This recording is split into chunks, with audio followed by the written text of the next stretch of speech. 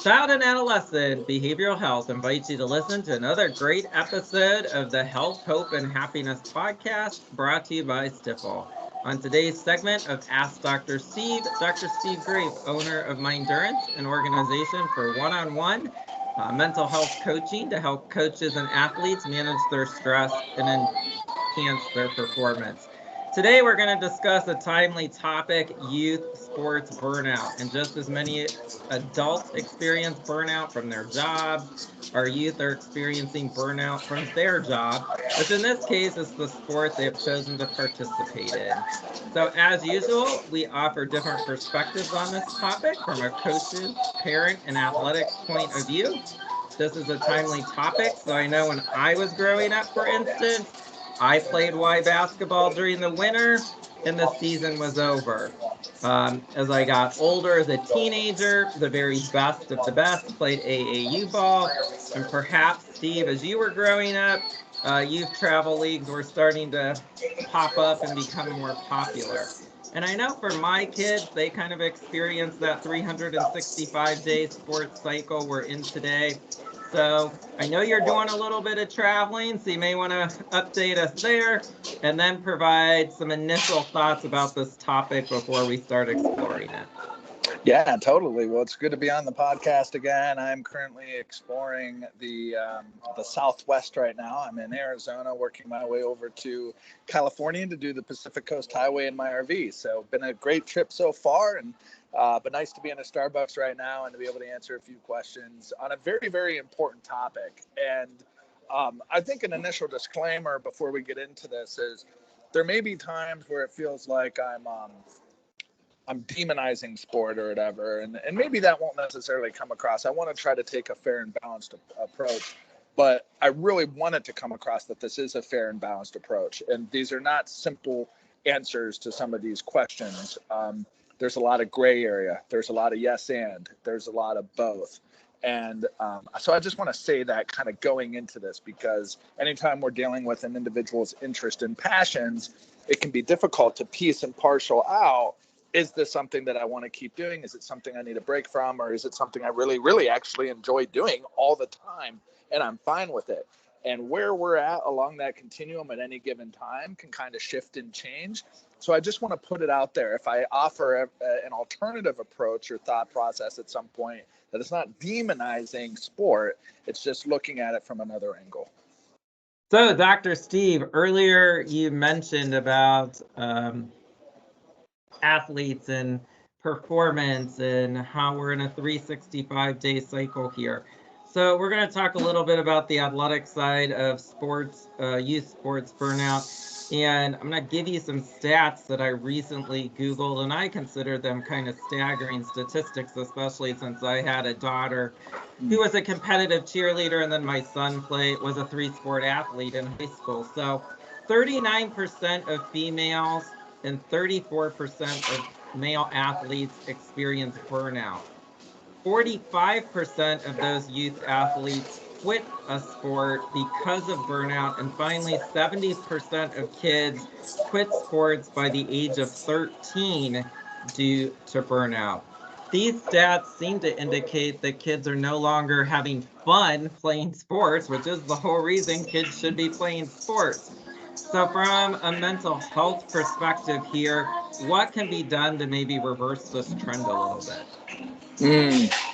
Well, in some ways, society has created a monster where, in a lot of different areas in Western society, we try to maximize various industries, and more is better in Western society. And I think that that's been passed down into the sport culture as well, where high school volleyball wasn't enough. You got to have club volleyball now. High school basketball wasn't enough. You got to have AAU basketball.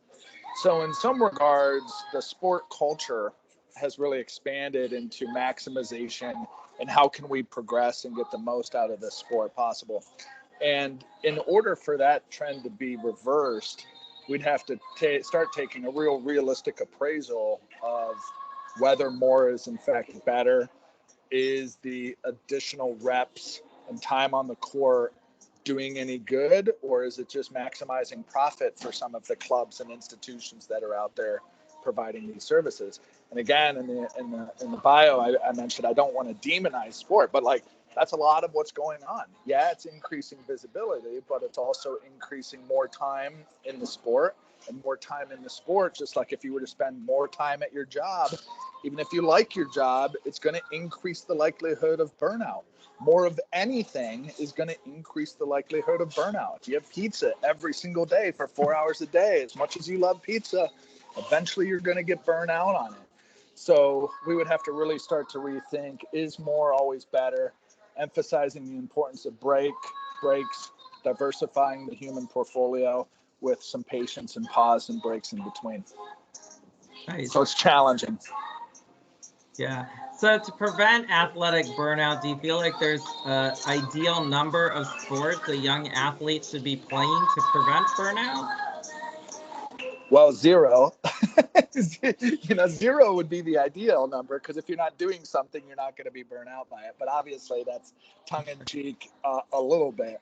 The more, I mentioned this in the coaches podcast, the more that we do, the more likelihood we're going to experience burnout. We only have so much fuel in our fuel tank. Right. So if you're participating in a lot of sports, generally you're going to be draining your fuel tank maybe a bit more fast. However, by having a variety of sports, it also is offering you some diversification. So you're less likely to get burnt out in a specific sport. So depending on whatever route that you choose, whether it's multiple sports or a singular sport, the important thing is that you're intentional about being mindful about how your energy level is feeling, and whether you're starting to recognize the signs or symptoms of burnout. Yeah, and maybe if you're playing multiple sports, maybe the burnout is just practice, because you're literally always practicing and then eventually getting to a game. Absolutely, yeah. And if you don't find the practice thrilling, like many individuals sometimes don't, that can be an added challenge. Yeah. So I love to throw my son into these. He's older now, but as a youth, he played soccer, basketball, baseball, ran cross country. He really kept us busy, actually. So he is pretty busy year round with the different sports, but he never seemed to get burned out. In each of these sports actually helped him work on different skills, which eventually coincided with the sports he chose to play. So could this be a good balance for an athlete in terms of seasons and sports, as long as the family is working in vacations and, restful periods of time? Yes. Once again, intentional, working in vacations and things. I think it's being intentional and taking inventory, being intentional of, these are the things that I want to do. This is why I want to do them. It's not because people are telling me to do, or there's the college expectation or whatever it might be. It's because this is what I enjoy doing. I enjoy being with my friends. I enjoy participating in these sports. I feel like I'm growing. It's a passion of mine, being intentional about that, while also taking inventory and assessing, how am I feeling physically, psychologically, emotionally, spiritually, as a result of pursuing all these different things. And what works for one person might not work for another person. Taking sport out of the equation for a second, for like me as a coach and a psychologist, I don't like seeing a lot of people each week. I like seeing maybe 5 to 10 clients, if that. Whereas other individuals, they can see 30, 35, and it doesn't shake them. If I saw 30 or 35, I would get burnt out very, very quickly. So does that mean seeing 30 to 35 is bad? No, not at all. It just means you got to know yourself and what your capabilities are. For your son, he could handle that. For somebody else, it might be too much. Yeah, and I think we kind of answered this question, but maybe you can just reinforce it a little bit. So today, from a young age, and I'm going to say 8 or 9 when I'm talking about young, athletes are encouraged to play year-round. For instance, if you play youth baseball, you're considered to play summer and fall ball, late summer ball, fall ball. Athletes are encouraged to always work on hitting or coaching or pitching. So is this where that trend really begins to pick up? I know in soccer, you can play soccer fall, winter, indoor, outdoor in Ohio. So again, Is it really the intentionality, as you talk about, and how much of a role would a parent play in this, even though we're going to get to the parents in a different podcast? Yeah, it's a lot to piece and partial out, because if you really asked your child, they may say, honestly, is this something you really want to do all year? And really being open to their answer. You might get more no's than you initially thought. You'll also get yeses. But what are they enjoying about the sport? Do they really want to progress in their skill development? Do they enjoy going to the batting cages? Do they enjoy going to the swim lessons versus just the swim meets? So what are they enjoying about the sport, and do they still enjoy doing it all year round? And then so I think it's important to have that conversation openly, and for the athlete themselves to think through that and try to answer that openly and honestly too. Come on, Steve. None of us ever like practice. What's interesting, I know I didn't. I hated practice. Eventually I didn't even like football, to be honest with you, but I still was doing it.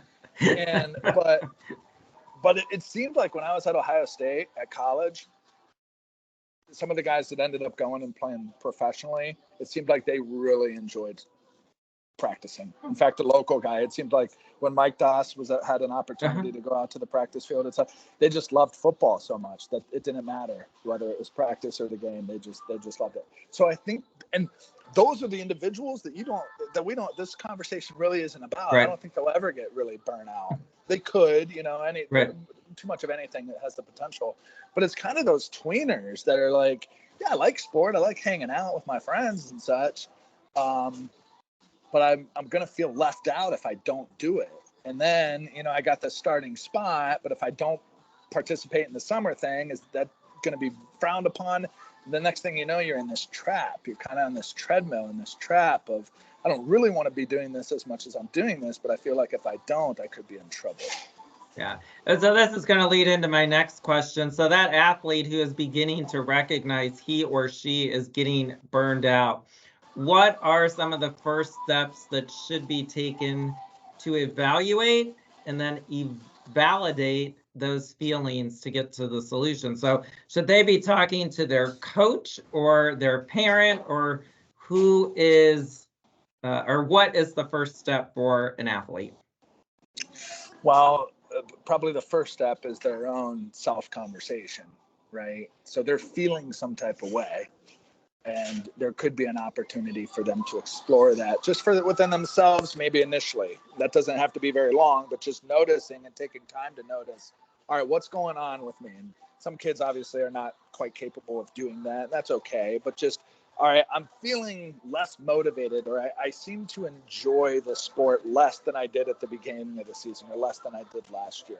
Or I notice I'm feeling so tired and sore all the time, a lot more tired and sore than I ever did. So you're kind of sorting it out within oneself that there's something maybe different going on right now. Well, then there's an opportunity to chat with parents or a trusted confidant about what's going on. Because then you have an opportunity to piece out, okay, well, it has been a long stretch. We do have a bye this coming week. Maybe I'll see how I feel after that. And so there's an opportunity to have a conversation with that. If the parents feel like they're too close to home with it, an individual such as myself am able to piece and partial out, is this true burnout, or is this just kind of a moment of fatigue that you can get through? Because it can be a little bit complex and convoluted. If you get to a point where you really feel like, oh my gosh, this is just such a challenge for me, then I think, it can be important to loop in the coach at that juncture too. Yeah, and so finally, that athlete, as they continue to get older, the season ends, they can really, if you're a high school athlete, you can put the boundaries for yourself on when you want to start conditioning for next season, working out for next season, even though coaches are saying open gym starting, or we'd like to see you here. What advice can you give the athlete to kind of have that self-confidence to tell the coach, I need longer break period? You just have to advocate for yourself. I mean, it's challenging because the coach is either going to get it or they're not. And ultimately we have control over what we have control over. And if you have a coach that is not validating for that, you have a choice. Do you continue to play for that coach just to try to achieve your own personal goals, and there's a strategy you're doing that?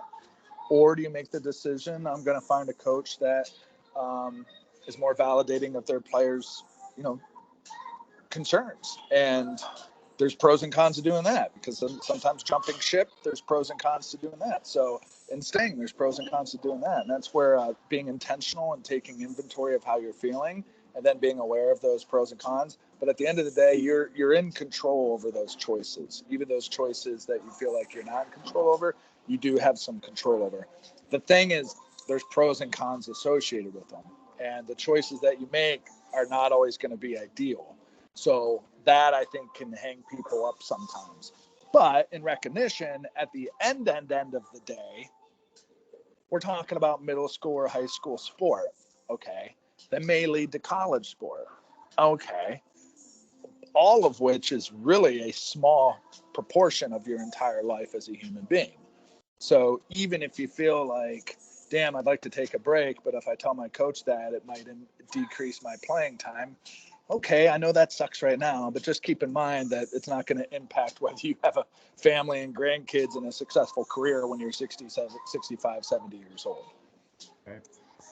Well, as usual, we give you an opportunity to kind of put a bow on the whole conversation here. What other advice might you give an athlete, whether they're middle school, high school, or even a little bit into the collegiate rates? Yeah, just listen to yourself. Listen to yourself. And again, if you're hearing this conversation like, what is this guy talking about? Then it's probably not a concern. You're probably out there and you're enjoying sport. The concept of burnout is not enlivened in you right now. Maybe nor will it ever be. You'll experience burnout somewhere, but maybe not. Maybe sport isn't necessarily the place for it currently. But for those of you that this is kind of resonating, you're like, yeah, this kind of sounds like me. Take stock of those feelings. They're totally okay. Again, the more that we do anything, ask your parents if they enjoyed, if they wanted to go to another job after they worked all day, i.e. school, and then went to that other job on the weekends as well, and then did that all year. Do you think they'd be full of energy as well? Probably not. So the fact that you're feeling burnout is a completely normal and validating experience. And you just need to be able to have an open conversation with yourself and other important people in your life on what do you want to do about that. As always, thank you for joining us and sharing your insights, Dr. Steve. If anybody has a topic they would like to discuss, of course, always let us know. Otherwise, until the next time, we appreciate you listening to the Health, Hope, and Happiness podcast, brought to you by Stifel.